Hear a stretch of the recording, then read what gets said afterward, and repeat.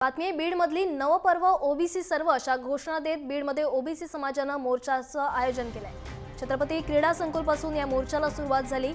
माळीवेस बलराम चौक बशीरगंज ते शिवाजी चौकापर्यंत या मोर्चाचं आयोजन करण्यात आलं। या मोर्चात मराठा, दलित आणि ओबीसी सर्वच समाजाचे लोक सहभागी झाले।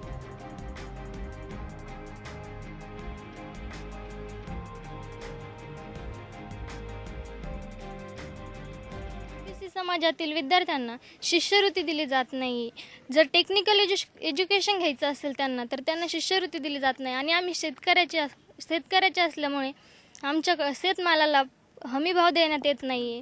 मग त्यामुळे माझी अशी मागणी आहे की शेतमालाला हमी भाव देण्यात यावा। ओबीसीची जातनीय जनगणना व्हावी, ओबीसी विद्यार्थ्यांची स्कॉलरशिप त्वरित देण्यात यावी, त्याचबरोबर मंडल आयोगाची 100% अंमलबजावणी करावी। आदरणीय छगनरावजी भुजबळ साहेब यांच्यावर जी कारवाई करण्यात आलेली आहे ती कारवाई तात्काळ थांबवावी, अशा अन्य मागण्यासह आज या ठिकाणी बीड शहरामध्ये तमाम ओबीसी बांधव या ठिकाणी जमलेला आहे।